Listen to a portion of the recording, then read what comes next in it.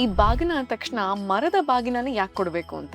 ಬಾಗಿನ ಆಗ್ಬೇಕಾದ್ರೆ ನಾವು ಸೆರಗಿನಲ್ಲಿ ಕೊಡ್ತಕ್ಕಂಥದ್ದು. ಸೆರಗಿನಲ್ಲಿ ಮಹಾಲಕ್ಷ್ಮಿ ವಾಸವಾಗಿರ್ತಾಳೆ ಅಂತ ಹೇಳಿ. ಹಿಂದೆ ಎಲ್ಲ ಹೆಂಗಸರು ಅಂದ್ರೆ ಸೆರಗನ್ನ ಹೊದ್ದುಕೊಂಡೇ ಇರ್ತಾ ಇದ್ರು ಯಾವಾಗ್ಲೂ. ಮಹಾಲಕ್ಷ್ಮಿ ಯಾವಾಗ್ಲೂ ಜೊತೆಯಲ್ಲಿ ಇರ್ತಾಳೆ ಅಂತ ಹೇಳಿ. ಬಾಗಿನ ಅಂದ್ರೆ ವೇಣುಪಾತ್ರ ಅಂತ ಕರೀತಾರೆ ಸಂಸ್ಕೃತದಲ್ಲಿ.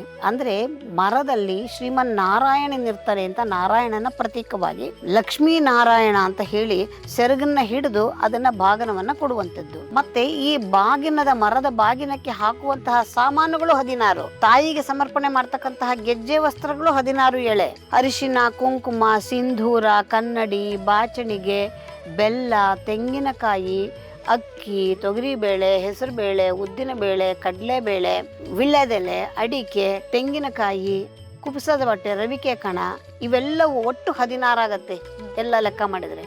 ಈ 16 ಪದಾರ್ಥಗಳಂದ್ರೆ 16 ರೀತಿಯ ಲಕ್ಷ್ಮಿಯರು ಅಂತ ಹೇಳಿ ಬಾಗಿನದ ಮರದಲ್ಲಿ ಹಾಕಿ ತಾಯಿಗೆ ಮೊದಲು ಸಮರ್ಪಣೆಯನ್ನ ಮಾಡಿ ಆಮೇಲೆ ಬಂದಂತವರಿಗೆ ಕೊಡ್ತಕ್ಕಂಥದ್ದು. ಇದು ಬಹಳ ವಿಶೇಷವಾದ ಸಂಪ್ರದಾಯ.